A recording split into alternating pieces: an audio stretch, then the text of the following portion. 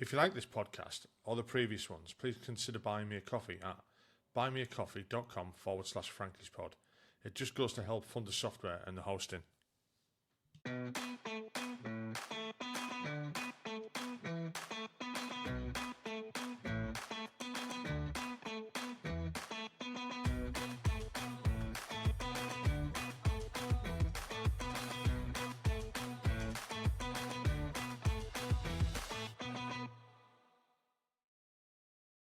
Hi, welcome back to the podcast. Tonight I'm talking to Richy Thrower. Richy joined the Mercians after joining the army in 2009. I had to look down because I forgot. Hi, Richy, how are you doing? Good, mate. How are you, brother? Yeah, I'm cool, mate. It's going to be interesting on this. Because you're sat in your car, that's mint. I've not interviewed anyone sat in their car before. For anyone that's watching, literally got a ring light hanging up there. So, always prepare. Yeah, always be prepared. I'll have to start carrying one round. In fact, I should have like a little go bag with mics in it and just walk up to people in the streets. You were in the army, weren't you? Yeah, right, come here. Just as to lock me up for fucking whatever, yeah. Right, it's What's the same. In this bag? yeah. Would you believe it's a mic? Yeah. Right, before we get down that rabbit hole, it's the same 5 questions that I ask everyone. So it's where did you grow up? Why did you join the military? What was it like? Why did you leave? And quite interestingly, for a lot of people, and I've had more feedback on this question than all the others. People are really interested to see what people have done when they've left the military. So that's the last question. What have you done since? So if you just want to start off with, where did you grow up and why did you join the military? And then we'll go from there. Yeah, of course, mate. So I grew up in a little town in Cheshire called Crewe. As a kid, like 99% of the army, and especially the guys who go into the infantry, I was, in French terms, a little bastard, and I was more bored than anything. Nothing sort of, wasn't academic. Never got on in school. Got expelled in year 10 and got put on study leave until my exams. And it was just literally because you couldn't cope with me in school. I was just a hyperactive little shit. It was completely bored. I could not sit still for more than 2 minutes. I'm exactly the same still now. And yeah, it was, you're always fighting and you're always this, and everyone always said, you need to go in the army. It'd sort you right out. It's either that or you're probably going to go to jail. So, ended up sitting with GCSEs, completely flunked them. Like, it was terrible. I could spell fudge with the results. It literally said FUDGE down the page. And I thought that was the best thing ever. I still do. Fucking hell. Yeah, I still do. So left school, and my dad said, listen, you're going in the army, and that's it. I can't handle you at home anymore. It's too much. The police are knocking on the door, people coming around the house, and scrapping all the time. And I think he was more worried than anything. Yeah. So I said that, and a couple of months later, I was like, I don't want to join the army anymore. I can't even remember what I was going to do, but I had no plan anyway. I just didn't want to. I didn't like the idea of going anymore. But when I said that to him a couple of months after that, he was like, listen, you're either going in the army because you ain't living here. If you don't go, you're going, that's it, shit bust. So I ended up going in. I did junior entry. So went to the careers office. Obviously, I had no GCSEs. I had no experience in anything else. I'd obviously just left school. So like, originally I wanted to be an engineer. I wanted to do, because I'd always been into cars, and I used to bag off school to go to work with my mate to be a mechanic in the afternoons. So I always wanted to do mechanicking, a vehicle mechanic, and I couldn't do it because I had no GCSEs and had been expelled from school. So they were like, you can't, you need to go in the infantry. It's the only thing you can go in. Or it was like RLC, they could have said, which, let's face it, nobody wants to do. Hey, but that's another story. The only thing you're not allowed to join is the RAF regiment. Yeah. So we'll throw that one out there. But yeah, so joined the infantry, did junior entry, went ATR Winchester, and that was 6 months basic. Did the 6 months, and then I went to Catterick for my phase 2. So it was it was always difficult for me to listen to people. I always really struggled, and it was a big old reality check, and it did completely, because I think we did after 6 weeks. I think you do your first 6 weeks at Winchester, and then it wasn't a pass out parade. It was when, and I don't know whether you did something similar, Frankie, or not, but when you get your parents to come down, like, everyone was issued the proper uniform, you get your first set of, like, well, they weren't even twos, it was like like your green woolly jumper, green, like, overall trousers and stuff like that. So it's like a mini pass out parade, but you're not passing out of training. And after them 6 weeks, I was completely different. I was still a wild little shit, but it was a little bit more controlled. So I say a little bit is a very broad term. So we did that, went to Catterick, passed out of there, and ended up going to a place called Bad Fallinbostel in Germany, which I don't know whether you know it. It's just down the road from Bergen-Belsen. Yeah, I know Fally. I spent a long time in Hona. No way. Yeah. No way. I left Hona in 2006, actually. Yeah. Blimey, bloody hell. Yeah, spent a long time there with 3 Blimey. hours. Did you ever go across the road, Frankie? Outside the barracks? Do you know what? And it's weird, right? What was it called? Ooh La La's. That was it. Right. We used to go. Everyone used to go in there. Everyone. Because when the bar shut downtown, that was still open. So you'd go in there just for another drink, and you'd see everyone would be in there. They weren't going in there for a shag. I know it was a knocking shop. There weren't. I mean, there was obviously people who were, but the wives were in there. The blokes were in there. There was fucking blokes with the wives in there, and they were just literally because the place was still open. You could get a beer or a pizza. You could get something to fucking eat. You know what I mean? So it was But I was married at the time, so no, I never. I'm yet to meet any other profession in the world where every lad, say 99% of the lads that work there, will go to one place on payday and spend a month's wage in one night. Oh, yeah. Millionaires weekend. Too right. Literally.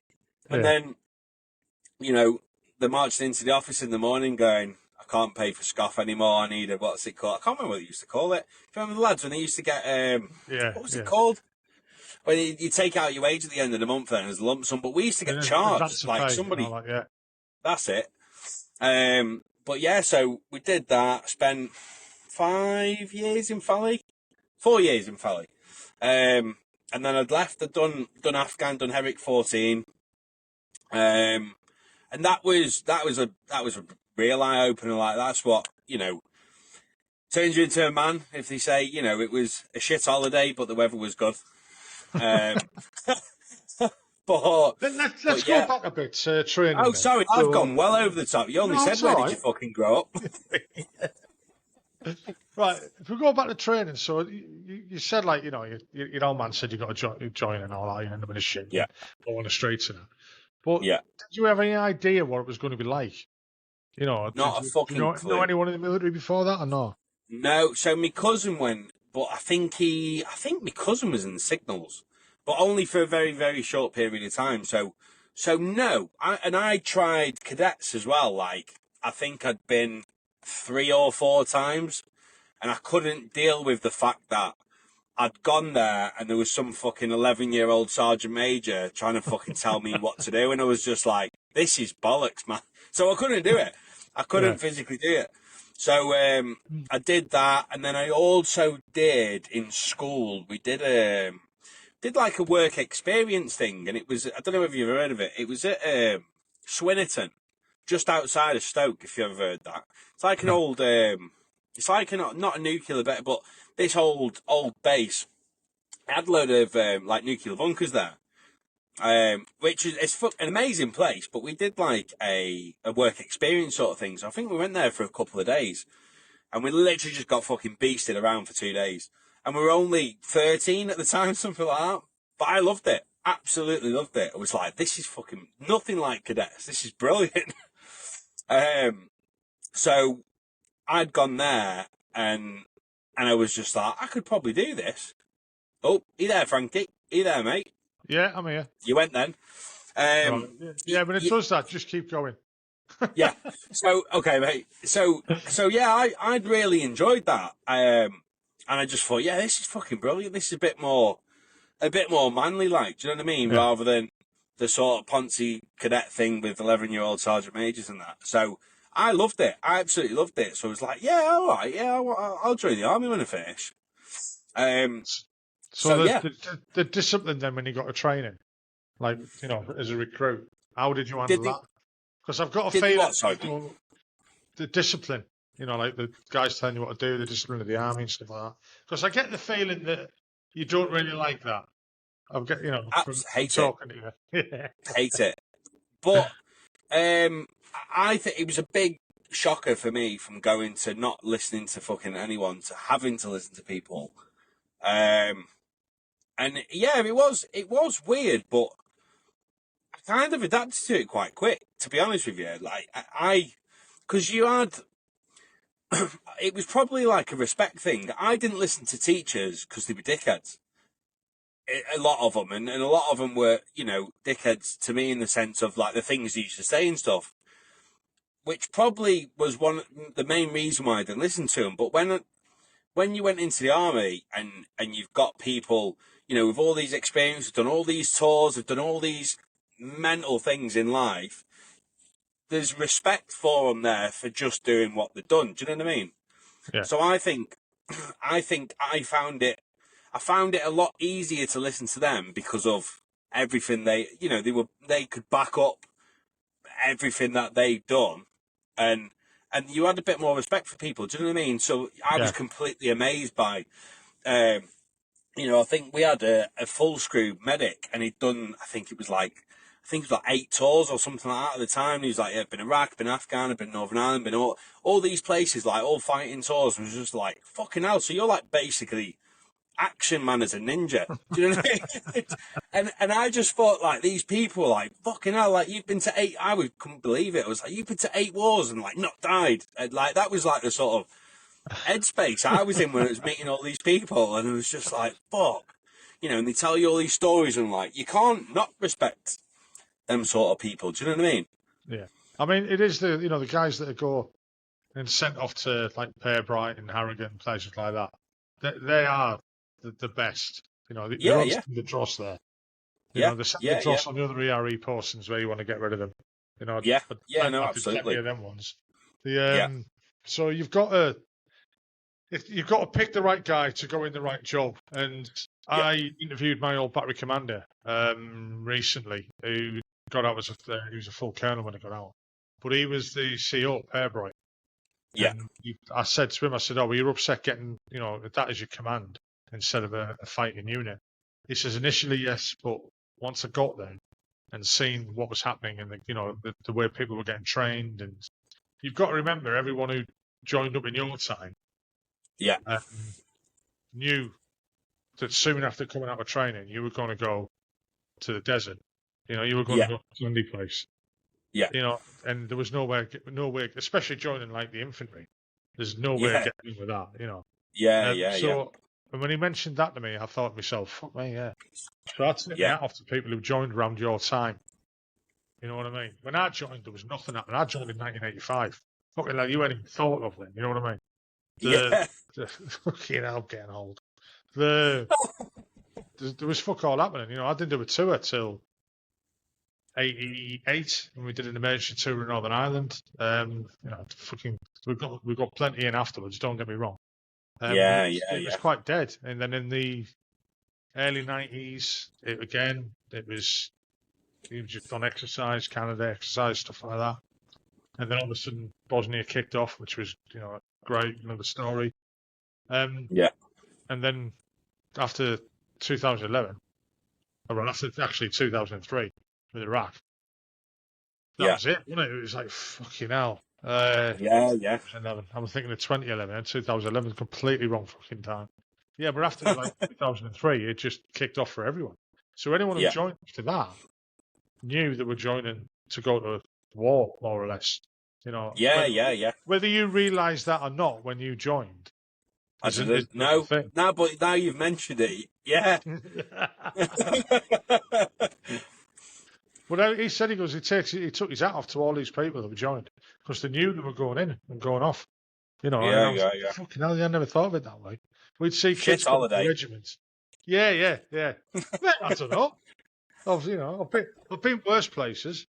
You could say that you get a nice tan, but you fucking didn't because you had that much kit on. You couldn't get a tan. Oh, you're lucky. When I was out there, mate, we never got the fucking kit. You know what I mean? But I never went. I'm lucky. I never went to Afghan. Yeah, I never did Afghan. I'm quite lucky at that. I was too old, too fat, and downgraded. So I never got to do that. But I was just, I've done, I've done my shit. Yeah, wasn't meant to be. No, thank fuck. That's all I was doing. I've interviewed too many people from Afghan and seen too many of my mates out there and the state that some of them have come back in. I'm fucking glad I didn't get involved in that shit. I really am. I don't care what anyone thinks.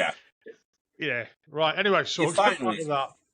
Oh. So what was it like leaving training and getting to your unit then? Because that's when you start really growing up. Definitely. Or getting knocked down, I should say. Yeah. And it's so it was so much more relaxed, you know what I mean? I fucking loved battalion because training was good, but you're fucking marching everywhere. You fucking can't go anywhere without marching in groups, and there's just all them restrictions. And it's like, right, you can do all these things now, and you've got hardly any of them restrictions. Everyone's sound, do you know what I mean? Like, I can remember the first time I called a full screw, what's it called, corporal, and he turned around and went, "You fucking what? Fucking call me corporal. It's fucking mate or mucker or something." Do you know what I mean? Like, and I was like, "What? I'm allowed to do that?" He was like, "You ever call me corporal again, I'll fucking punch your head in." I was just like, all right, sound. So I was like, buzzing. I could just fucking speak to people normally, and I loved the drinking that at the time and stuff, and I fit in quite well because I was fucking a wild card anyway. So I fit straight in, and I really enjoyed it. I really enjoyed it. And I was actually, because we went to Germany, I lived there as a kid for 5 years, so I was fluent in German as well. So that's why I joined Freemason, because I knew that they were in Germany, and I was fluent in German, and I wanted to go back to Germany because we lived there as kids. So I was like fucking buzzing. You know, I loved it when we were over there. So yeah, I was buzzing to go back, sort of thing. There was no I've had loads of guys get into the unit, and I've interviewed paras, which is a completely different fucking life, completely different. No, they're not allowed to do fucking anything when they get to their battalion.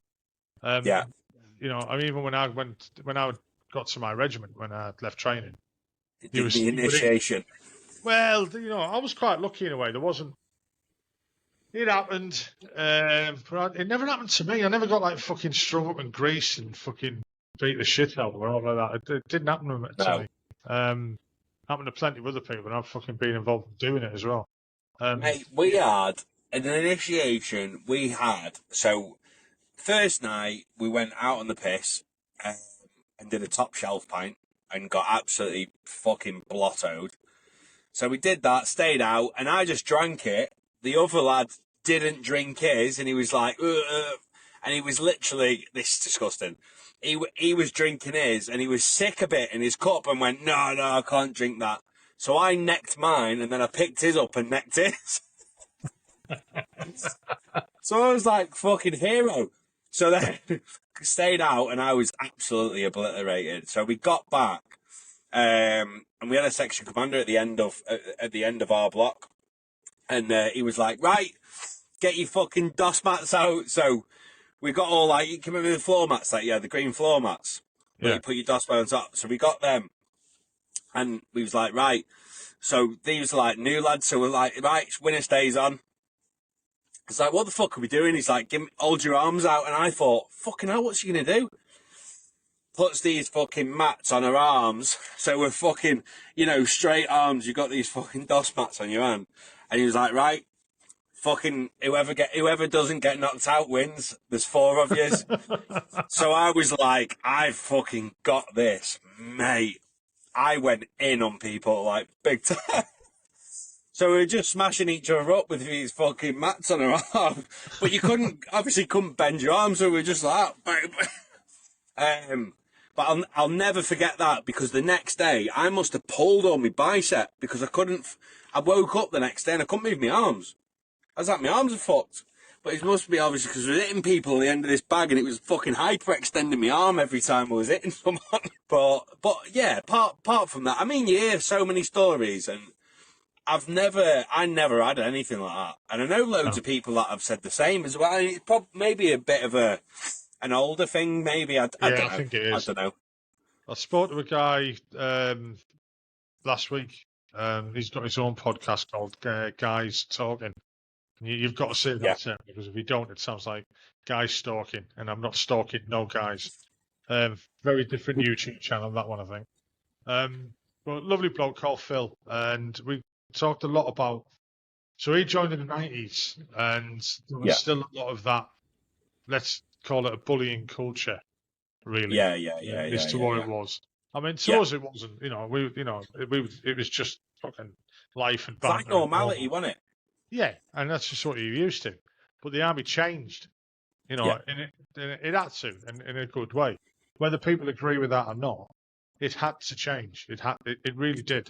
It was, and round about the time that you joined and later, I didn't see any of that, that bullying, let's call it, the banter, the initiations, some initiations I've seen are fucking horrendous. I can imagine.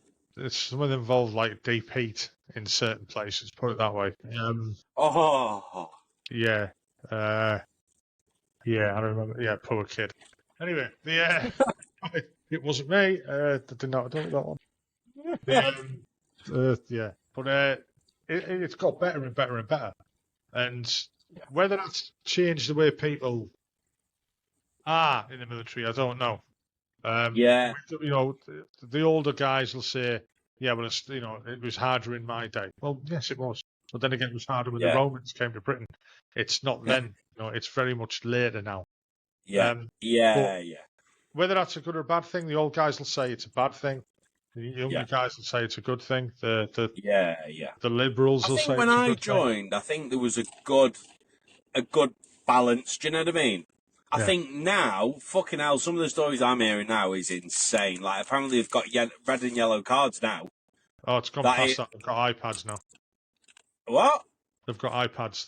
They do questionnaires on a night time and stuff like that. Fuck off. Yeah. But again, it's a very different world. It's not that long. You joined in 2009. Right? It's 2024 now. You look at how different it was when you left school to what it is now. It's a very, very different world. Yeah, but I get that. I just think it's gone even in the world. Yeah. But I think with the whole world, mate, it's gone. Everything has gone too pink and fluffy now. Do you know what I mean? Yeah. And that's not the people we want in the military. But that's all we've got, so that's what we've got to make do with. And then the ones that you've got to train to go out and do what you did, to go out and fucking face danger and run towards the battle instead of sitting back and being away from it. You can't get no fucking iPad out when you're coming under contact. I don't know. You do that, you control a drone with it. You know what I mean? Who'd have thought it would happen that? Little drones fucking that's crazy, taking out tanks and stuff. It's fucking crazy.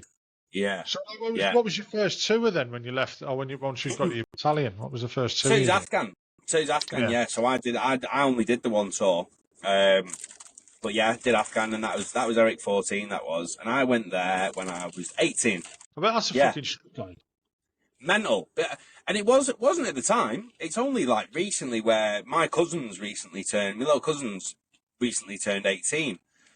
And I look at him now and I think, fucking hell, like, you are a kid. Like, you are a child. Like, it's a fact. You can barely wipe your own arse. Do you know what I mean? And you went to a war zone when you were that old, and I was like, fucking, that is mental. Crazy. When you look back and you think, the shit you've done at that age, I came back from Afghan, and I just appreciated everything more than anything. And I'm sure loads of people can relate to that in the sense of, I just, you go over there and you see everything that people haven't got. and how people are living and stuff like that. You know, we'll wake up sometimes and be fuming you can't get a cup of coffee because the fucking coffee shop's shut. And I always think back to that and think, well, fuck me, like, imagine what they're going through, you know, whether it's trying to find food, whether, you know, the fucking kids stepped on an IED, do you know what I mean? Like, all sort, like, our problems are nowhere near as bad as their problems over there. So, you know, and seeing that at such a young age, it proper humbled me, like, it really did. You know, like, we go around and, you know, kids are begging you for, like, food and stuff like that, and, you know, trying to fucking pull the ECM off your bag, and you don't know who's being told to try and fuck the ECM up, because that's what they'd do that as well when we were there.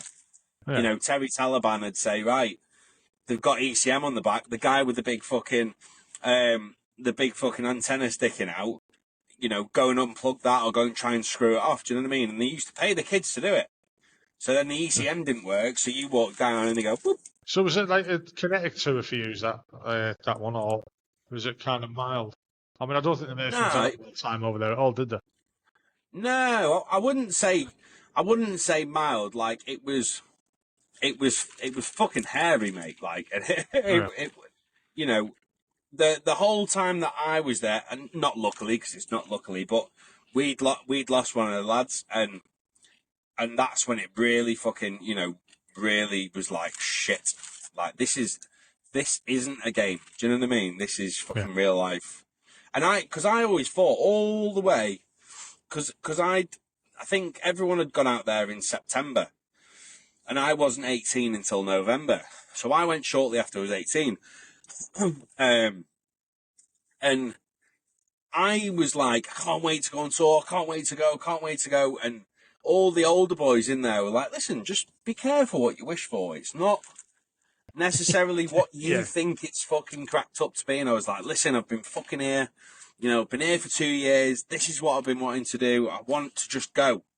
And they're like, yeah, but just listen. And, you know, and I was like, yeah, whatever. I want to fucking go. And it was only when you come under that first bit of contact and you're like, and you hear that, and you're like, oh, shit, this isn't funny.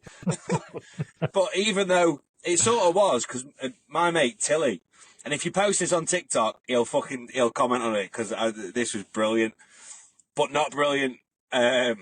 So first time we ever come under contact, we were on an op in Porpoiseye, and them first rounds start cracking and stuff starts hitting the wall.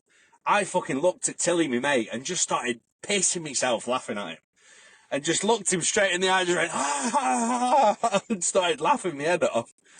And he just looked back at me and started laughing back at me. You fucking idiot. Oh. So we're just giving each other shit. And I'm going like, get him next to me. Don't, you know, and you're like, you're fucking getting shot at.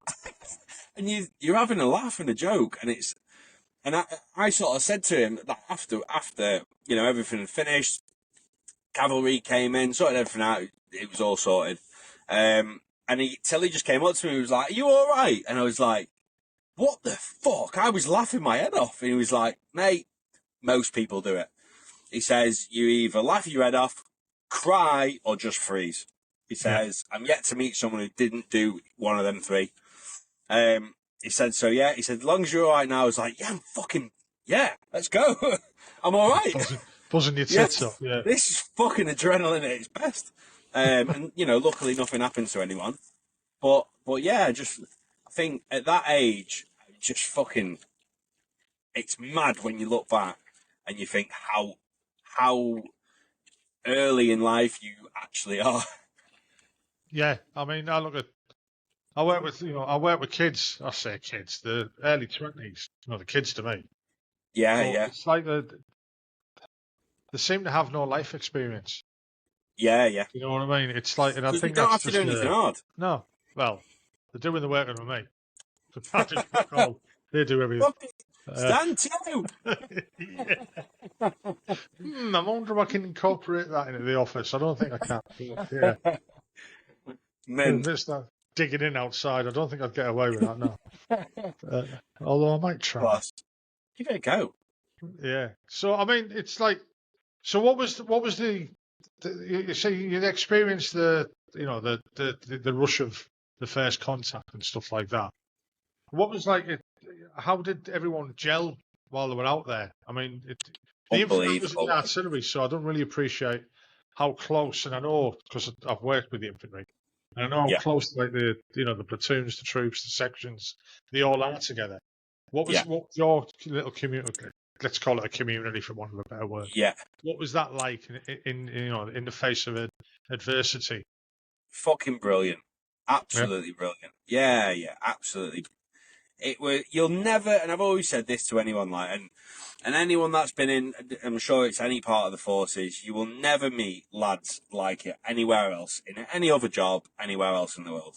Like, the fucking laughs, and, you could, just an example, say for instance, you all went out on the piss, there could be fucking 50 blokes stood in the middle of the road, and there could be 10 of yous, and, we had it quite a lot in Germany where you're fighting all the Turks and stuff like that all the time. But you could have 50 of them in front of you, and there'd be 10 of yous, and every single person, man, or even woman that you're with will fucking stand there and back you up. Yeah. And I'm yet to meet any other group of people in the world that will do exactly that. Do you know what I mean? Oh, the loyalties, it's unsurpassed, really. Yeah, yeah.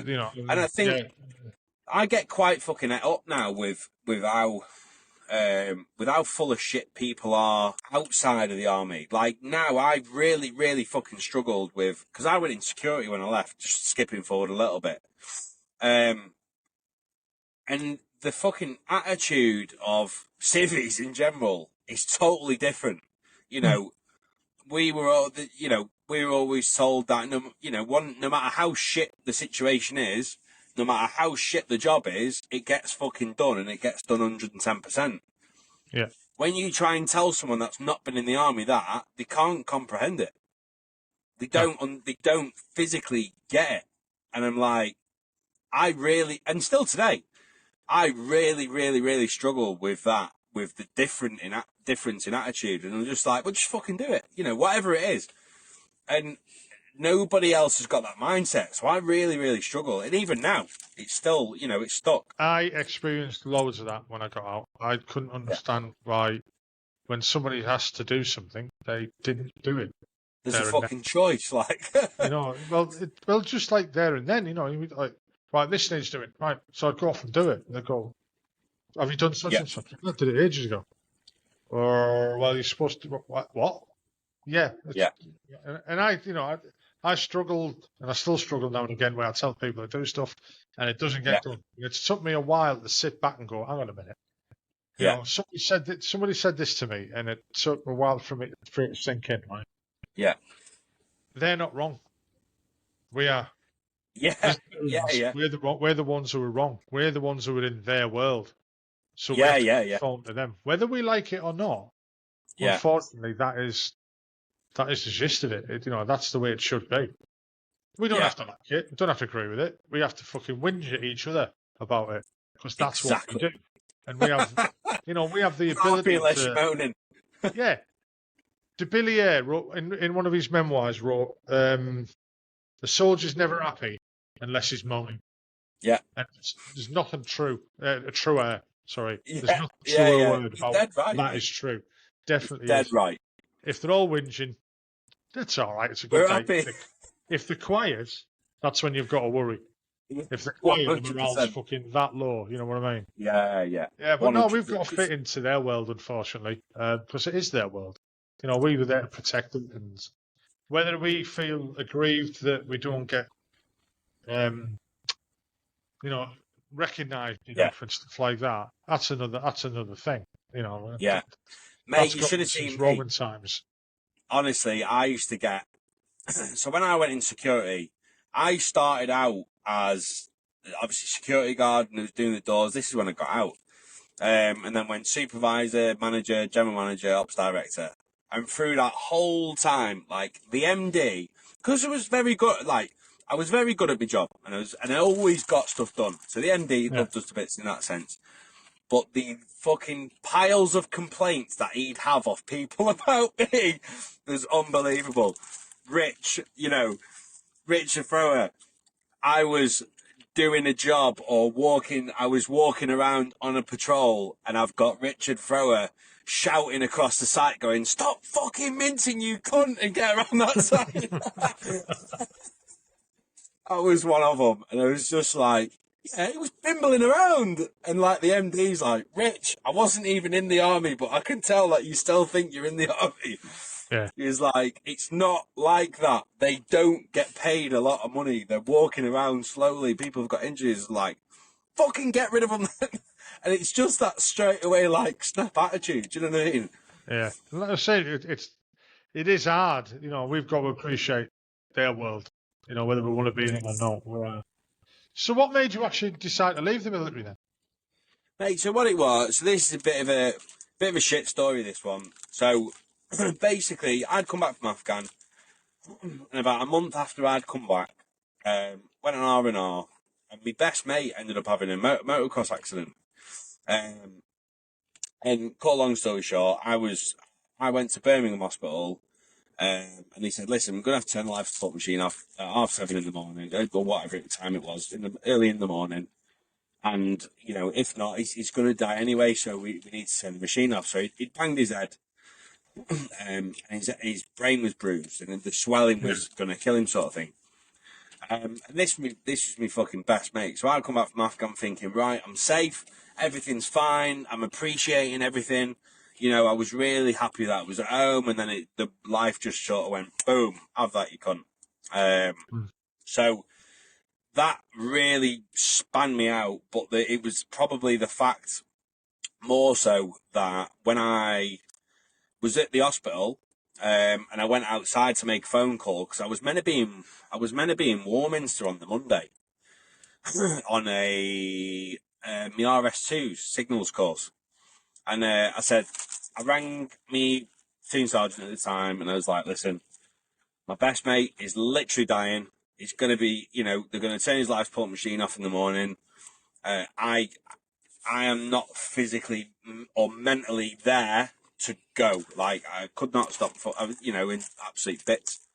And he turned around and he went, "It's not immediate family. Get to your fucking course." Boom. Put the phone down. So I was just like, wow, as if, you absolute cunt. So I just sort of went, the thing right. is, that's the way it was. Yeah.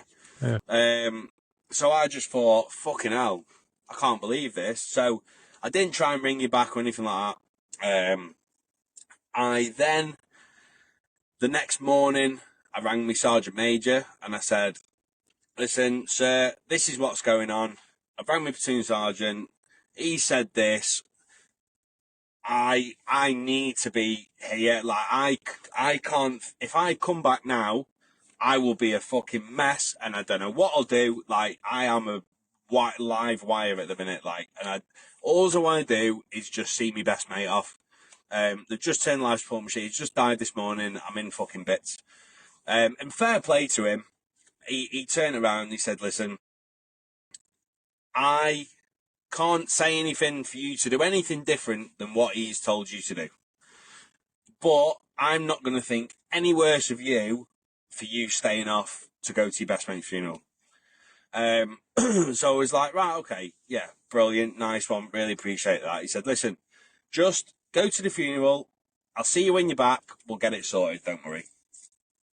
So I stayed off, went to the funeral, and went back to Germany after the funeral. But it took sort of 3 weeks because it was an accident on a private track at an event. They had to do all this inquest and look into the track and why it happened and stuff like that. So they couldn't sort of release his body to, be cremated. So I'd got back and I'd walked into camp and I seen my platoon sergeant, the lad who turned around and said, and said all that fucking get back to your course and stuff. And he came up to me. I'll never fucking forget. He came up to us and he went, "Was it really worth it, was it? Did you say your goodbyes? You're going to go to fucking jail now." And I just beat the fuck out of him. Just absolutely pummeled him. Like, and I was in fucking tears doing it, mate. Like, I was still not in a good place at all, at all. I absolutely beat the living fuck out of him. So straight away, jail.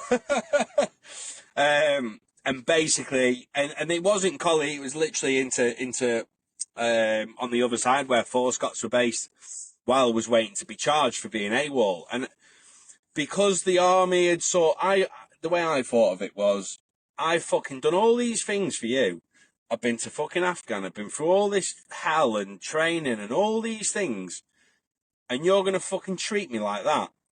And now you're going to charge me for staying off for my best mate's funeral at home. And I just went, fuck you, I'll go on a fucking rampage. So I just went nuts and completely, should not have done it. I just completely went mentally fucked. And I just couldn't handle it. And I just became an absolute nightmare. So in a sort of quiet room, they were literally, right, you want to go, you can go. Fuck off. Like, we'll MD you, we'll get rid of you, gone. They can't handle you. Like, I was just running around cracking everyone. I was punching everyone. I wouldn't fucking listen to anyone. I just had this massive, massive fucking hump on my back about the army. I was fucking telling people, because when I'd come back, they were saying, right, we need to do a CDT. I was like, sound, let's do a CDT. I'll do one. I've been smashing loads of drugs while I've been away. Purposely, so I don't fucking... So I was that mentally gone. I was like, Sam, let's go. Come on, we'll go now. I'll do 3 tests if you want to make sure. And like the bloke, like me, one of the section commanders who was meant to take us down, he was like, well, do you want me to hide you? Like, should we try and dodge this? Like, if you want. I was like, no, fuck that. Let's go. I want to fucking get out of here. Like, I've had enough. And it's crazy. Like, I was just not in a good place at all. So then I just got nobody there. I mean, I can sit here in hindsight. Yeah. Oh, you probably will in hindsight. I can sit here knowing from just what you said there that you were fucked. You needed help. Yeah. Nothing. You needed help, and there was no one there just to sit back and go. Absolutely no one, mate. It wasn't like this before Afghan. It wasn't like this before that. Whether we look back now with rose-tinted glasses or whatever, and we go, actually, because we're better at this. Don't get me wrong. I've seen loads of people have bad times in the army, and it was you fucking stayed clear of them because no one thought about mental health and stuff like that. But this wasn't that long ago. People were thinking about it then. Somebody should have just went, hang on a minute, and fucking reined you in and went, sit down, talk, listen, what's going on? Nothing, mate. And you had none of that. Nothing. Mm-mm. I literally sat in front of the RSM, and he was, he said, the provost staff were in there and all that, and the provost staff, right, you cunt, get out there now, and fucking, when they said, you're getting court-martialed, taken to jail, and took me, and when he said, I've obviously he's read all my statement out, and this, that, and the other, and I can't remember exactly what he said, and it was something along the lines, it's like, you're a fucking embarrassment to the army, and this, that, and the other, you've fucking gone AWOL, and this, that, and I stood there in front of and I was fucking tears coming out of my eyes, like, he was just mentally fucking destroying me, mate, while I was there, and all as I'd done is stayed off to go to a mate's funeral, and I was getting treated like the biggest dickhead in the world for doing it, and I just had this massive, and it was just making things worse and worse and worse. And just completely lost my head. Completely fucking lost my head. I mean, going AWOL is not the end of the world. I know for a fact because I was AWOL for nearly 7 months. Yeah. I got married now, fucking signed on the dole when I was AWOL. I was doing employment as an electrician. Yeah, I got bored of having no money, so I went to sign on the dole. That is class. Yeah. How did they find you? Right. Come on. I'm going to pull it back on you now because I'm interested in this. How did they fucking get you? I might have been a little drunk one night and gone for a walk. And I got lost. And basically, where I lived where we were living in Jarrow at the time, we lived right next to the metro station and the railway tracks. And I found myself on the railway tracks going, right, well, if I follow these along, I'll get off at the station and then I know where I am. Oh, no. So I was doing that, but just as I'd climbed down this embankment to get on the tracks, a guy going to work who was going over the flyover, the clock was doing it. The guy going to work was a copper going for his night shift. So he pulled in and like went, right, okay, what the fuck's he doing? And just watched me walk all the way along the tracks, drove down the road after me. He pulled up at the metro station and walked onto the platform. As I'm climbing up onto the platform, I was like, hello. You know, this copper stood there in uniform. He's like, what are you doing? I said, I'm lost. Where do you live? Live over there, just around the corner. What's your name? Told him my name. And he was like, on the old mic and that. And he went, no, you don't live there. I says, I do. He says, you don't. I said, I've only lived there for 6 months. He went, you don't. I went, oh, fuck's sake. I went, I'm AWOL, mate. And he went, oh, fucking hell. You know, he hadn't even clocked in for the night. And he's like, fuck's sake. He stitched you up. And he's like, how long? He goes, how long have you been AWOL? I says, since April. And he's like, it's fucking November. He goes, I've got to nick you. He goes, I can't not nick you. It turned out he was an ex-squaddy. And he'd said, like, if I'd said it was a couple of weeks, he was just going to go, come on, fuck off. And send me on. He goes, I can't do that.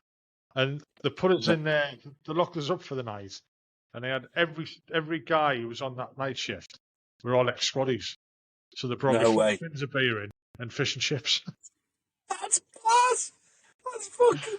And then, but I was saying I was married at the time. She was pregnant. They actually went up to the house, got her, brought her down so that she could say to us. Just didn't know when I was going to see her again. I got they took me overnight. Took me to Catterick the next morning. The RMPs come and picked us up. I did 4 nights in Catterick. They sent 4 guys up from a unit to pick us up from Thorney Island on the south coast. 68 days post arrest over Christmas, New Year, my 21st, which was nice. And then went to jail. And my daughter was born, and I got out of jail 3 weeks later. So I didn't see she was 3 weeks old. You know, it's one of them Why things. did you go AWOL, if you don't mind me asking? Well, I'll tell you what I told the CO. All right? Okay. I wasn't AWOL. I was late. Might have been a long time late. They changed the times of the bus, and I didn't know. So I was turning up every morning to get the bus to go to the central station, and I kept missing the bus. So I didn't. It's just literally squaddy answer. Well, he sat there smiling because they'd said to me, like, "Don't worry about it, because you've done 68 days in close arrest. We'll ensure that you only do 56 days and then get discharged. And because you've already done that, you're literally going to walk out the court martial centre, and that'll be it." And when we were stood there, and they said the sentence, and he goes, 198 days. I lost 2 days remission. Yeah, no, 196 days. Soldier on. And I just like stared at him, and then looked at me defending officer, and he just walked out. He walked out. He was shit. Bless him. He just got given it at the last minute. The adjutant who was prosecuting me didn't give me a better report. And I was like, when he was reading it out, and I'm thinking, are they on about me? That's some fucker else they're on about. I'm not that good, you know. Yeah. And to be honest, it did me the world of good. I wouldn't say it did me the world of good, but I come back a different person. I came back I mean, it's even been mentioned to me years later. Someone mentioned me on Facebook because we were on about like people who'd been in that final RV group and stuff like that. And somebody said, I remember when you come back from college, you were a different person than when it was you went in. You were better or worse? Better soldier, obviously, because everyone comes out there better soldier. But just my attitude in general was better than most, or better than most when I went in. I was still, as I found out when I got back to the regiment were on leave, on Easter leave, and I was up at the back of the camp. And I said, right, you're bed for the night. And there was, you'd have to just go into the block and find someone's fucking empty pit for the night. Because you're going to go and sign for a quarter on the Monday morning. So I rocked up at the block and walking around the block, and I'd never even lived in that block. It was literally, we'd come back from Germany, went on leave, and I never come back. Because we got posted to the UK. Walk around the block, I'm like, fucking hell. And this kid come fucking walking out of another room. Like, who the fuck are you? Oh, fucking stranger in our Yeah, box, which is yeah. right. That's exactly what he should have done. He's like, who Yeah. the fuck you? Who do you think you are? And I says, oh, what? I was like, where? Who the fuck are you? I said, I'm Frankie Dunn. And his fucking blood just drained out of his face. I was like, what the fuck's going on? He goes, oh, hiya, weren't expecting you back, blah, blah, blah. And I was like, fucking hell. And I was like, what's going on? So basically what they've been telling all the new lads who joined the regiment was, you fucking wait till Frankie gets out and they use a for it. He's going to fucking screw you. Right? Every time they did something wrong, I was the bogeyman. You know what I mean? So I like rocks up and I'm like, what the fuck's going on? Everyone like running away from me. It was like the reverse of the Pied Piper. You know what I mean? I was like, what the fuck's going on here? Class. Because I signed for my quarter, then went home to meet my daughter, because I'd never met her. Yeah. They had a week's, the battery had told us, you're not having any leave. And I was like, right, okay. BC wants to see So what you. were you then, artillery? Yeah, I was artillery, yeah. Yeah. So the Sergeant Major had said, like, the BSM, he's like, right, you're not getting any leave. I said, well, I have to. I've fucking been locked up for like fucking ages. I want some leave. You're not having any. You're not entitled to it. I'm pretty sure I am. And he's like, no, you're not. That's right. So I went in to see the battery commander and he was welcoming me back to the fucking battery. And he was like, yeah, come in. How are we doing? Blah, blah, blah. And sit down. I was like, what? Told him about my daughter. And he was like, right, what are you doing here? And he called the clerk in. He says, right, have a fucking real warrant now. Send him home. And as I walked out, the BSM was like, big smirk on his face, like, yeah, you're going back to work. And I was like, with a real warrant in my hand going, just got 3 weeks leave. I'll see you in 3 weeks. He was fuming. Class. Went home for 3 weeks. Ended up with a pest infection, I think it was. Got bedded down by a semi doctor. No way. They kept forgetting to send me a real warrant up for my missus and my daughter. Right. So I was away for 6 weeks. That's class. Turned up late for work. When I got back, I thought I'll sneak in, no one will know. Right, I'm going to get a bollock for being 3 weeks late, but it's their fault. Fucking what? I got a lift back to camp because I missed the transport. Yeah. Bomb scare on in camp. Everyone's on parade. As the duty driver pulls up and I climb out the Land Rover. I thought, fuck me, they didn't welcome me back. No way. So I couldn't even sneak in. There was like, everyone just stood there looking at us, started applauding. I was like, hello.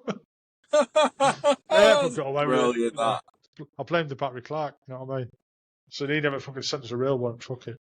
So you've left the army then, and you said you'd gone into security. Yep. Did you want to do that, or was it just like, because that's all it was? I think it was just a norm. Like you said, I did infantry, and the only qualification I got when I was there was my fucking driving licence that we did at Leckensfield. That's it. It's the only thing I ever did. So I still didn't have any GCSEs, didn't have any quals, didn't have any experience in anything, and I sort of had this attitude, because everyone tells you, don't they? When you go in the army... just to interrupt there as well, I've glossed over the subject that when you left. You know, we've gone on that tangent, and I never pulled myself. No, it's all right. So you said you were MD'd, or did the MD at the end? Yeah. Yeah, the MD does, yeah. So was that a proper MD, or was it just like fucking get out the door type of thing? No, it was like MD, and I got a little bit of money, not fucking loads, do you know what I mean? But yeah, they basically just got rid of us and was like, listen, just do what you want to do, just get out, we'll sort you a settlement out. If you don't mind me asking, what did the MD you for? Was it? So I had a really bad fucking ankle injury, which I had a couple of operations on as well. So that was giving me loads of shit. And it was causing me a load of shit in Afghan as well, but it sort of made it worse, and you just push on through it, don't you? Yeah. But one thing, when I'd come back, I was like, I need to sort this ankle out because it's completely fucked. So I ended up having, well, this was pre-Afghan, but I had a load of pins and plates put in my ankle because I'd done my ankle. That was another thing. It's fucking nothing. You've just done this, that, and the other. So for a few years, I was just going to the med centre going, my ankles are fucked. I don't know what's going on, but something's not right. And I'd rolled my ankle on a run. This was like a couple of years before.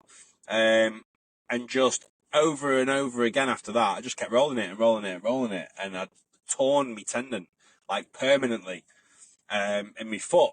and just thought nothing of it. So I just kept going over and over and over, making it worse and worse and worse. And even to the point, we'd do like a CFT on a Friday, and like I'd come in and not be able to walk after it. Yeah. And it was bad. So they sort of used that in a sense to get us out. Yeah. Well, I mean, they give you what you wanted. Might not have been what you wanted in the end, really. But Yeah. I mean, look, mate, I'm still it's all annoyed. meant to happen. And well, I don't know. I'm quite annoyed that you got treated that way. Whether it was right or wrong in their eyes or not, I can see it kind of from both sides. Even in my career, we'd see the guys who were arseholes. You know what I mean? We'd call arseholes. Then later on, you think, actually, they weren't. They were crying out for help, and we didn't give them it, or they weren't given. Because we're all guilty of fucking hell, that's him over there type of thing. And it happened. It happened loads and loads of times. 100%. Yeah. Because mental health was never a thing. Like, no. Depression was never a thing. Like, it didn't physically exist. Like, and I said this, it never existed, mate. Like, I left school, so like, again, in school, depression wasn't a thing. No kids were depressed or anything like that. And then I've gone to a place straight after school where, again, it didn't exist. Mental health. So like when I came out and people said about mental health problems and PTSD and all these things, I was like, what the fuck are you talking about? Like I was completely, I didn't know what it was. Yeah. People, you were just. It was there. I'll tell you what, for an example, right? Yeah. We had a guy in my first regiment. He was a bit fucking mad. He was fucking a lot mad. He was crazy. But he used to do weird things. Like he'd come in the guard room and start rolling around on the floor. And we were just, but it was just like to gain attention type of thing. You know what I mean? Yeah. We thought that of him, or he'd be walking around with a limp, trying to get people to feel sorry for him and stuff like that. And he'd be like, "The fuck, weird." And then he went AWOL. Or we thought he'd gone AWOL. Basically, we thought he'd gone AWOL. He disappeared for a weekend, and then a few days into the week, everyone thinks, And it wasn't until one of the cleaners went in the officers' mess annex that was empty, which she'd been told to go in and get it ready for people coming in, that she found him hanging in the stairwell, and he'd been there for a good few days. So you can imagine what that looked like, to that last walk in there.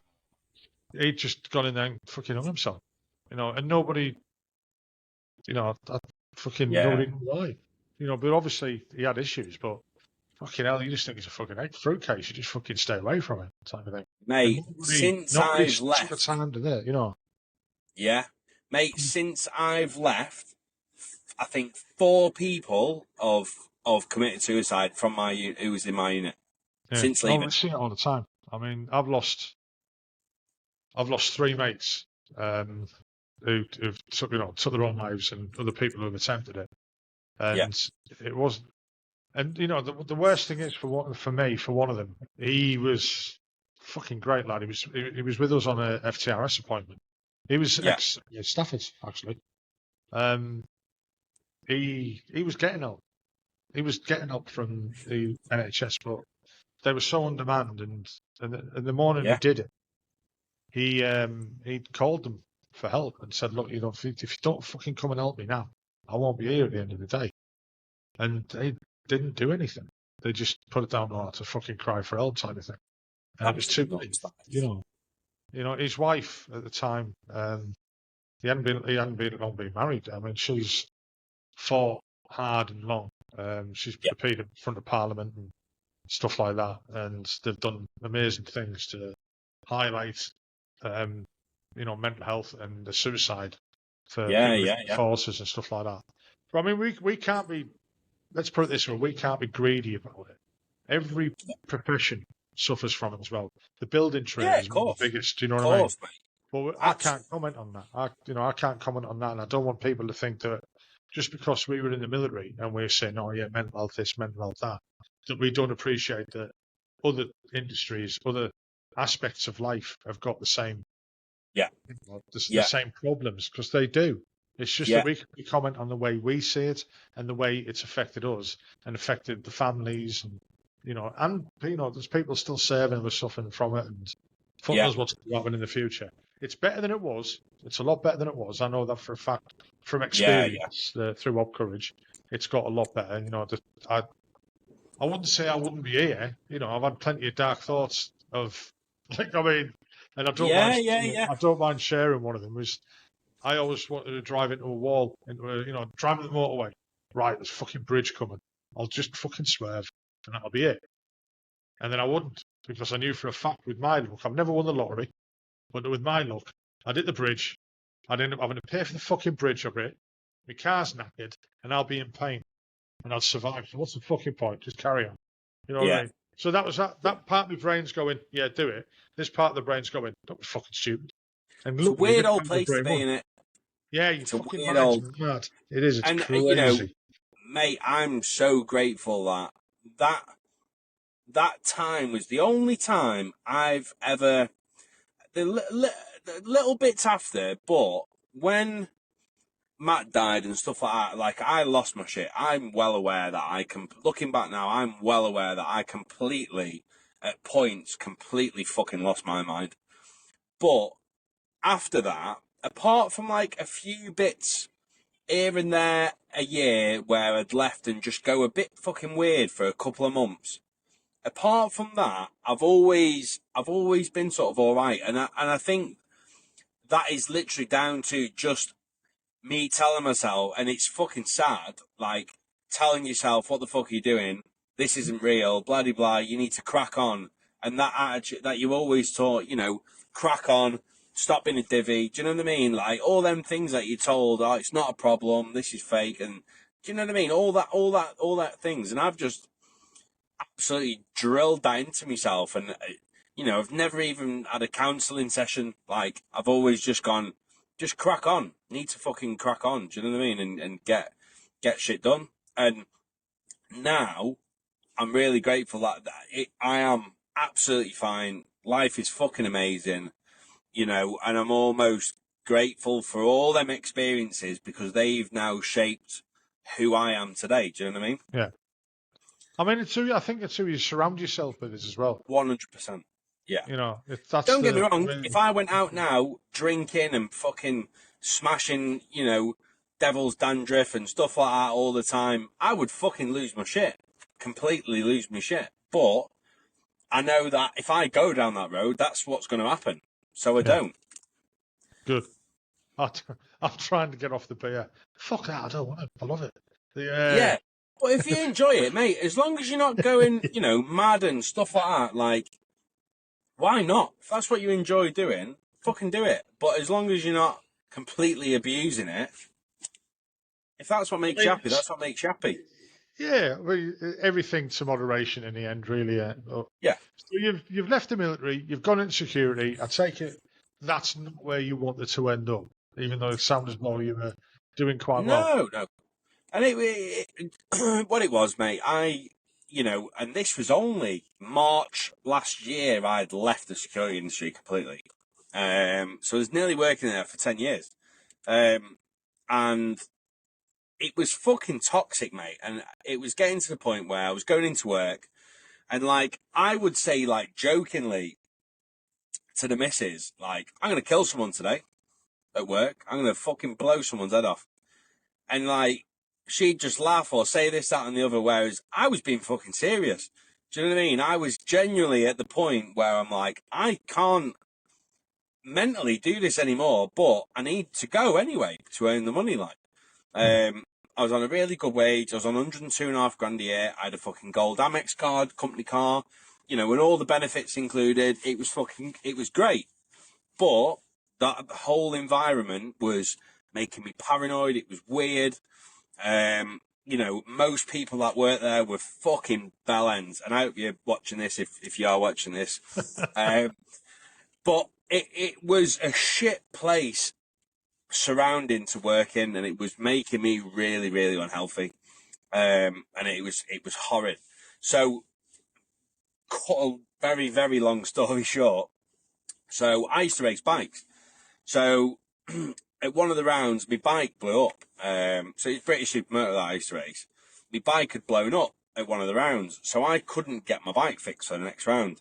And I'd never touched the camera in my life before this, but I basically said to the club owner, I said, listen, I'm sure my sister's got a camera at home. What if I did a little highlights video? We'll put it on YouTube. I've never touched the camera, so, you know, just bear with me sort of thing, but I'll try and do my best. We'll do that. We'll put it on YouTube and we'll see how it goes. Now, I used to make all my own music and stuff like that, and DJ and stuff like that. So, creative wise, it was something that interested us a little bit to do. That's why I have to do it. So basically, I did this video. We put it on YouTube. Within just a couple of weeks, it had 21,000 plays on YouTube, but it had brought like $5,000 in, you know, ticket sales and entries and stuff in for like the next round of the championship. So the guy who owns the championship said, listen, Rich, I want you to do one of them for every single round going forward. I was like, well, I want to ride my fucking bike. I'll get it fixed for the next round. And he said, well, what if you race on the Saturday? What if you do the video on the Saturday, race on the Sunday? We'll waive your entry fees and I'll pay you as well. So I was like, right, okay, this pays for me racing. I've got a bit of money spare. I can do this, that, and the other. So I was like, yeah, buzzing. So I started doing that. That's not a cheap hobby, that superbikes, is it? No. So this was Supermoto. I've got a friend who does it, yeah. So it's Supermoto I used to do. Funnily enough, my bike actually blew up at Teesside. If you know what's it, you know Teesside karting track. Yeah. Not too far from you. That Teesside Autodrome. So that was there. And yeah, it wasn't fucking cheap at all. So I was buzzing. So I started doing all these highlights videos, and within 4 months, I was working with every major championship for motorsports in the UK. I was doing stuff like the British GT. British Superbikes, World Superbikes, went to Spain, with Navarra when they were over there, British Mini Bikes, like all the British Championships I was doing within 4 months of doing that first video. And I just thought, fucking hell, this is working well. Like, I've got no time to sleep, but this is brilliant. I'm getting good money on top of already a good wage. And yeah, I'm fucking enjoying doing it. I'm just going motorsport events all weekend, but I was having no time at home whatsoever.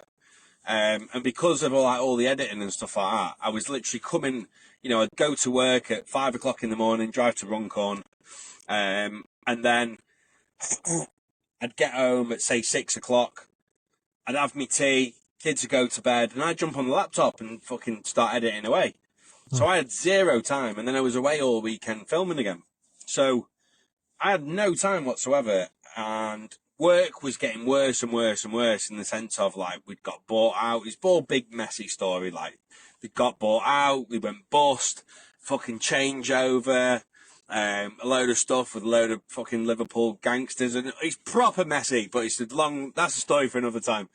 But I'm quite intrigued now. Yeah, it was nuts. It was mental, mate. But that all happened, and then, you know, because of all changeover, I was doing stupid hours, mate. There was times where, you know, and this is at the time when, as operations director as well, we'd get to 6 o'clock where changeover had come, and everybody'd go home. The MD would go home, you know, the managers, and I'd be like, there's fucking 4 people turned up to work. People are left on site. It's like, we need to cover these shifts.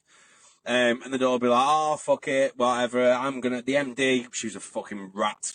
I'm going to go and get my nails done, and, you know, I'm going home, I've got this. And I was like, there's 4 people waiting on site to go home. And it goes back to that thing of, no matter how shite it is, the fucking job needs to get done.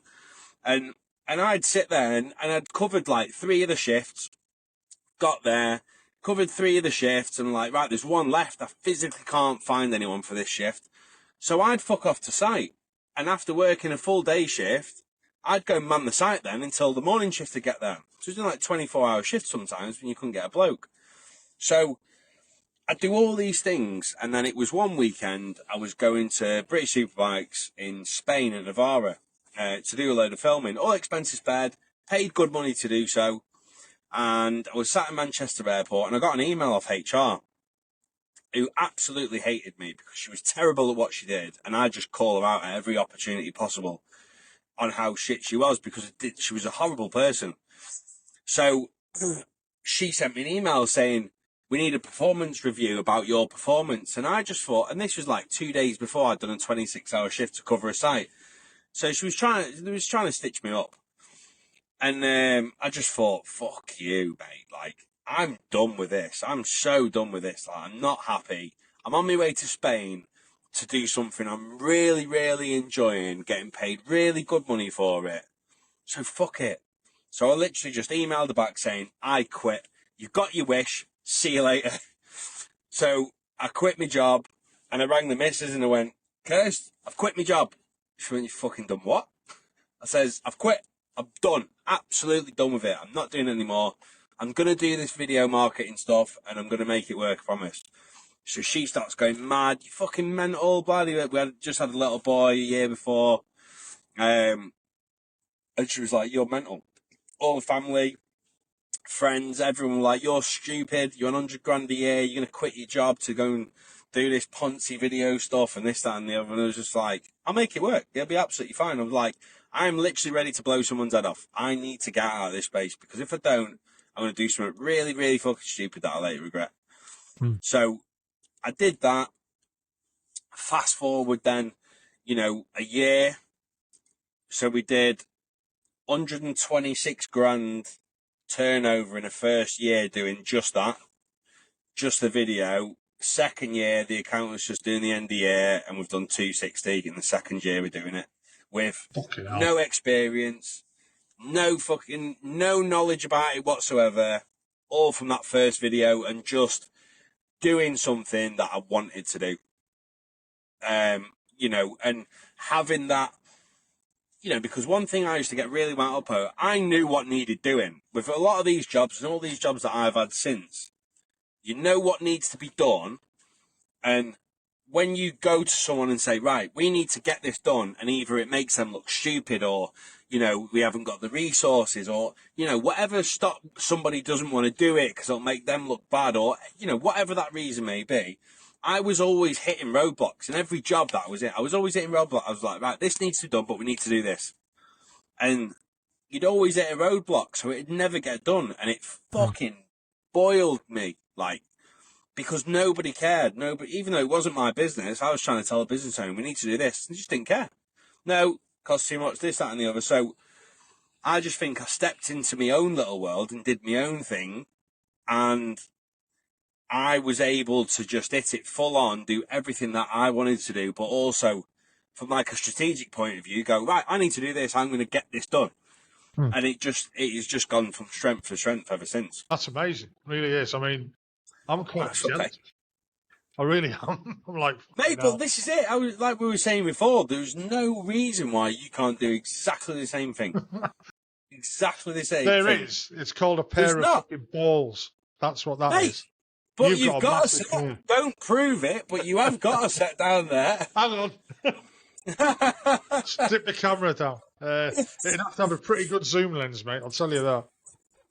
But do you know what I mean? So many people are just scared to start. But if you fucking started, which you have, you're already on the road there. You've done it.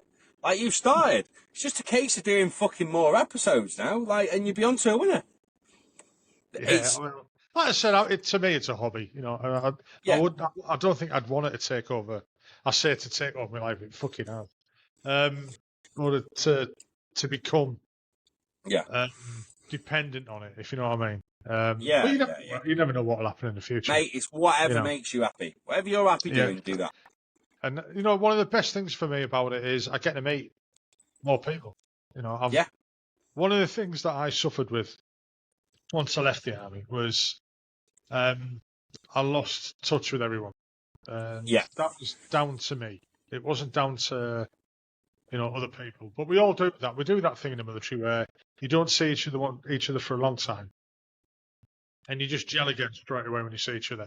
You've heard the expression, I haven't seen it for 20 years, and we just carried on the last conversation we had when we first seen each other. And you've done that, and it does happen. Yeah. But it's that time in between. Excuse me. It's that time in between where you don't think about all the other people and stuff like that. I didn't Yeah, think yeah, about them, and I got to a point where I didn't realise that I wasn't wanting to leave the house and stuff like that. yeah. And through the counselling that I've had, throat's getting dry. I know I drank before.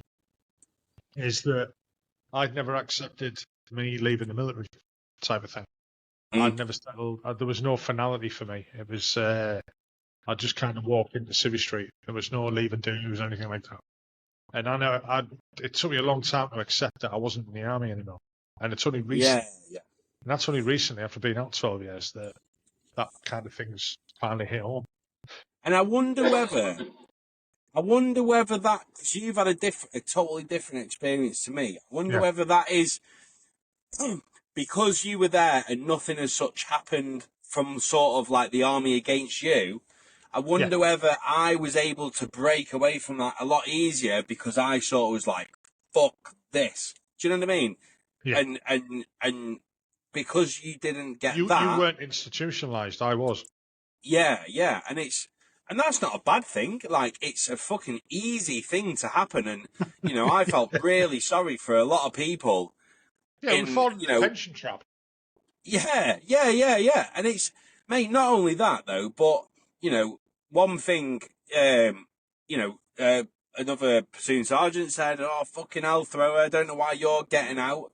There's nothing behind them fucking gates for you. And I was just like, how the fuck do you know that? You've been here for 22 years, you couldn't. Like, how would you know that?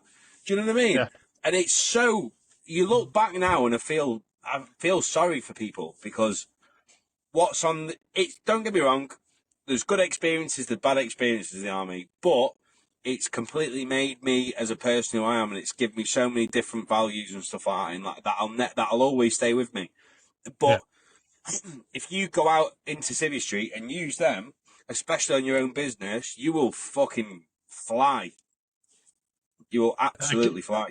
And again, a load of guys I've spoke to who've done exactly the same thing. They've the sensibility where they got out of the military, they've used that going forward. God, I hate that expression, going forward. I don't know why. Going forward. Yeah, moving forward. Oh, fuck off. Right? Everything. It just does me nothing. I hear people saying it all the time. So, right, moving forward. No. Certain thing. I'm getting old. I'm like fucking Victor Meldrew, for fuck's sake. For our younger viewers. Yeah.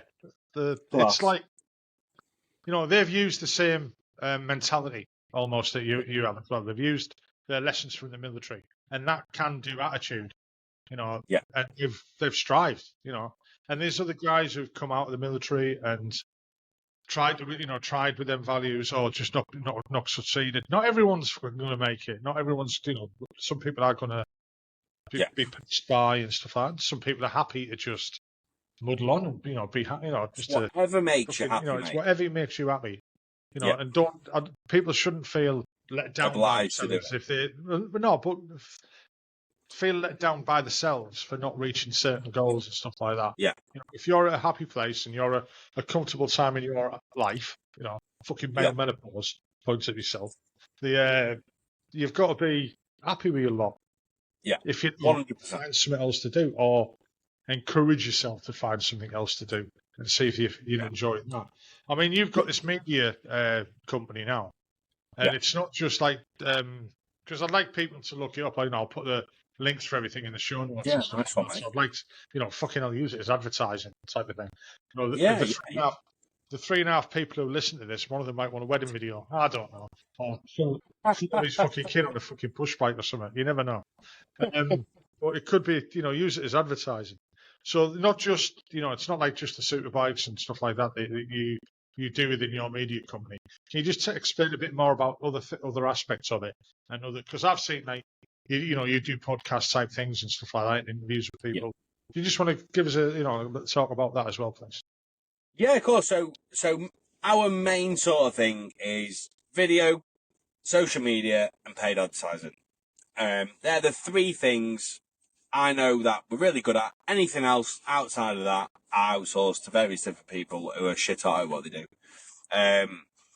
And the podcast stuff, that is something that I really enjoy, and you'll probably relate to this in the sense of you meet so many interesting people, but you also learn so much by interviewing all these people. And it really interests me. But not only that, the amount of business that I've got out of just doing podcasts with a few people is absolutely mental, absolutely nuts. So there's loads of different aspects of it that sort of like that. But I've actually just started a new company called, so the website's www.peakpotential.world.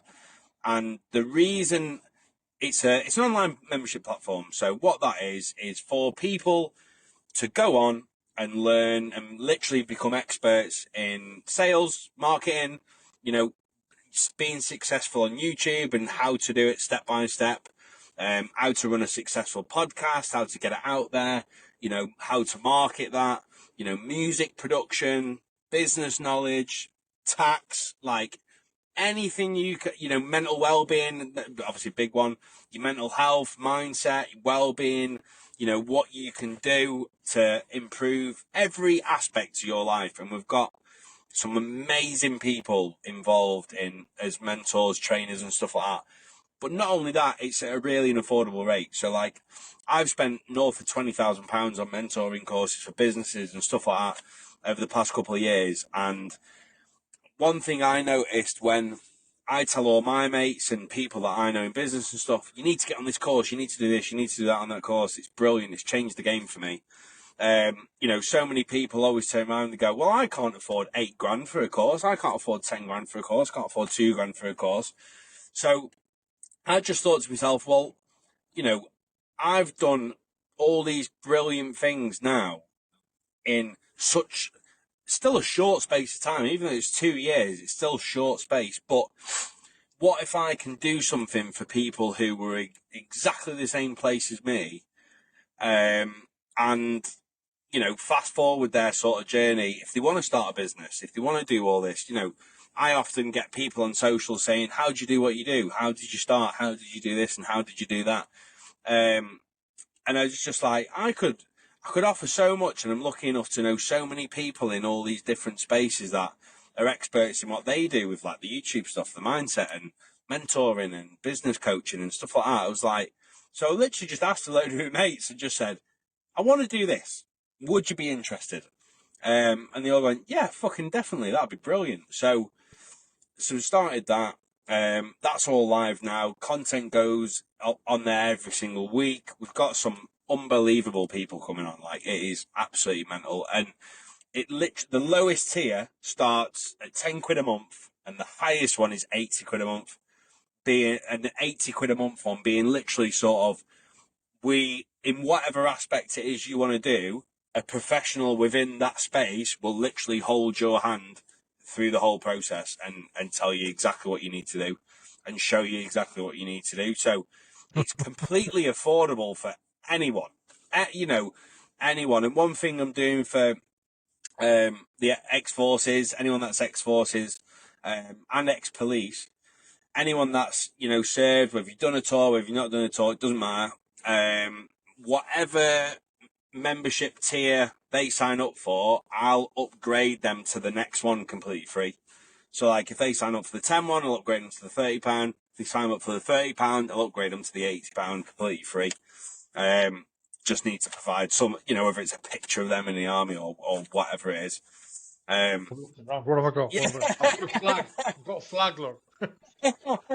But and it's just so obviously that's one side of it. So that the ideal. So we've been speaking to like the army resettlement team and stuff like that about getting it rolled out to every single person that leaves the forces as well. So that's really interesting at the moment. So because let's, you know, face it, you get a ship resettlement. I got £1,000 3 times. It was horrendous. You know, I've gone to them and said, listen, instead of you spending that money, you could spend £80 a month on blokes and literally guide them through in whatever they want for whatever amount of time. So it's perfect, it's cost effective for them, it's fucking brilliant, and it'll guarantee results. But then also, off the back of that, a minimum, and this is a minimum of 10% of the profit that comes through on the memberships, is going to ex-forces living on the streets, and that's going to be spent directly. So whether that's accommodation, rehab centres, fucking counselling sessions, mental health help, like anything, you know, kids' Christmas presents, like anything at all.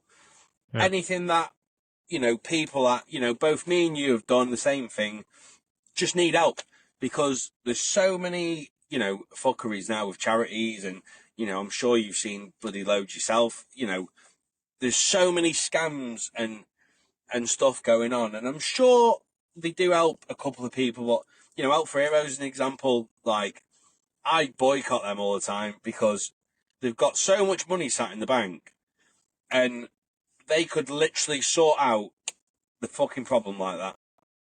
So I And had an interesting quote said to me in one of the interviews from Godfrey yeah, Bloom. yeah, Quite a divisive person. A lot of people yeah, like him. A lot of people loathe him. I yeah, felt one of the nicest blokes I've ever met.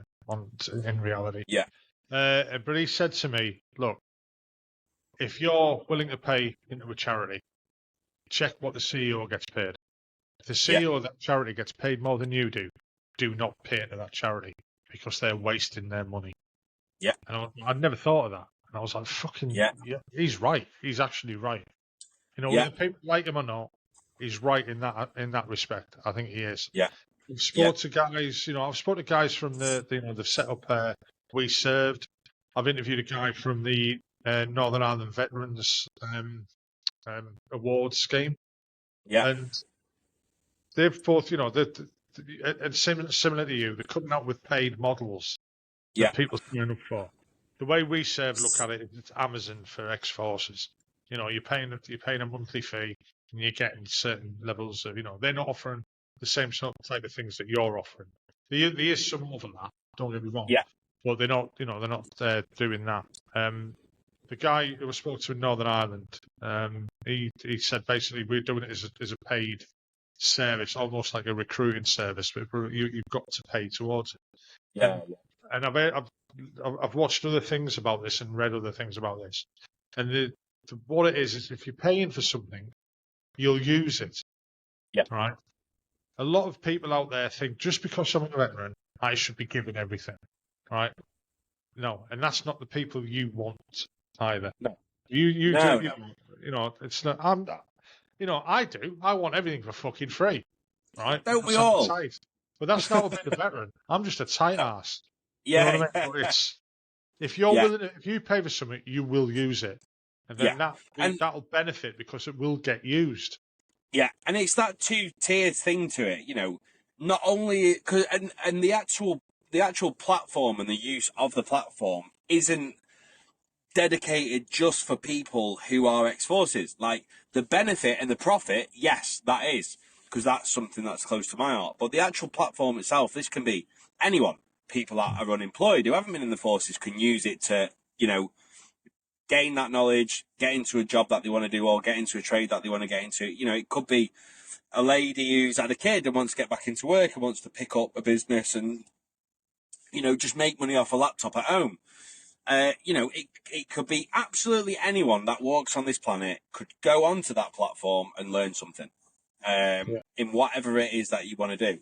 And it's all relevant stuff. And it's a lot around like the creative industry and stuff. But then there's also, you know, the business knowledge. And these are these are literally experts within all them spaces, like who, you know, and I've blagged, poked, punched and gripped people who are charging people thousands and thousands of pounds for their courses, and they're on here doing it at £10 a month. Do you know what I mean? So it's fucking brilliant.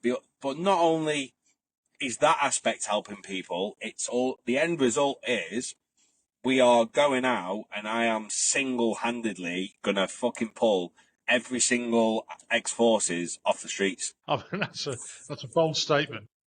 Yeah, That's a bold but why statement, not? mate. And I It's wish you fucking well, mate. I'm laughing because fuck me, I know how that'll be. I'm not laughing because I think you're fucking mental. You are. Well, I yeah. do think you're Well, mental, but that's that's right. another thing. The fucking it's a bold statement, and I wish you really the best of luck with that. You know what I mean? Nice one, mate. It's a tall task. Yeah, And no, fingers of course. crossed. And don't And if get me there's anything wrong, I can there do is to help people. help you with that, I'll fucking do my best. Mate, nice one. Appreciate that. But, and there is, don't get me wrong, all charities are not the same. There's No. so many fucking people doing amazing, unbelievable things for like ex-forces. And it's brilliant, but it's them big ones that completely fucking ruin it for people that, when I came out and started really fucking struggling because I just lost my head, I'd rang Help for Heroes, I'd rang Soldiers Off the Street, I'd rang all the Legion, I'd rang all these charities who were helping people when they come out and come back from Afghanistan and this, that, and the other. It was massive at the time. Helping all these people do all these things, and I rang every single one of them, and every single one, I think bar the Legion, every single one, it was like 20 people, told us, we're a little bit busy at the moment. And this is exactly what they said. We're a little bit busy at the moment, but what we'll do, we'll take your number, we'll take your details and your email, and we'll get in contact with you as soon as we can help you. And I was like, right, okay, sound. Now, I've not changed my number, I've not changed my email since then fucking day, and I have not heard a fucking thing, Frankie. So I call bullshit. They are a scam, mate. They are an absolute There's scam. plenty out there that are. There's plenty out there that are. But, Yeah. I mean, And I posted a video, mate. In all honesty, a lot of these, the small, it's the smaller charities that are doing the bigger work. Exactly. And the best. Absolutely spot on. The one that I went with, or got put with, was the East Durham Veterans Trust. And, Andy Camus, who's running that, fucking amazing. Honestly, for what he's doing. Hey, you'll have to put us in touch, like. Oh, you'll have to put us in touch. Don't worry, I'm going to. Yeah. I interviewed him 2 nights ago. Yeah. And I'm like, I'm trying to think, even at work today, I'm sat there thinking, what can I do to fucking help him? Yeah. And that's amazing. Why I think out today about, anyone who donates to buy me a coffee from now to the end of December, whatever money goes into there, I'll give to them. And today I've had a £5. Wow. It's a £5 a lot. I mean, you fucking paid it. But that's fair play, mate, to you to doing it as well, though. But, and I hope that, people do that, or, I'll think of other ways where I can help them, because they've helped me. Yeah. And I've mate, literally, just something as small as getting members on that platform and just telling people, because the end result of that is all the goodness. That's where it goes. Yeah. And, anyone as well, like you say, anyone that who's doing brilliant things and stuff, who, can back himself up and stuff like that, I'd love to get in touch with them and see how I can help them, because there's going to be a lot of traffic going through that website, and there's going to be a lot of people turning up and a lot of people subscribing. So there's going to be a lot of money there to help directly. None of this, fucking, 1p per pound gets spent. Like, no, I'm spending an absolute fortune, and I've put north of 20 grand of my own money in to set this up to make it happen. So it is gonna, it's got to work, and it will work. It will work. There's no doubt in my mind that it won't work. Right then, I think we've come to the end of our time. We've got the end of your story, and look forward to what's going to be coming on in the future. We'll have to stay in touch, really will, because I want to see what's going to happen. 100%, mate. 100%. And it's the first time that you anybody sat in the car. That's quite interesting. With a ring light. I think somebody was eating crisps a lot, so sweeties or something, because I could hear that. You're gonna ag you. I'm like, fucking hell, shut up. That's fucking brilliant. It is what it is, isn't it? It's good. Mate, but again, mate, thanks for coming on, mate. I've really enjoyed it. It's been an absolute pleasure talking to you, and nice one for having us on, buddy. Really appreciate it. Right, I'll stop the recording now then, if I can see it. I hope you enjoyed that podcast. I enjoyed recording it. If you could just hit the like button, and also if you could subscribe and hit the notification bell, that would be great, because it'll help the channel grow. The more people will see it, the bigger it'll get, and the more guests I can get on, and the more people I can talk to. Well, I hope you enjoyed it, like I said. Look forward to the next one. Hopefully we'll be out next week as normal. Bye-bye now.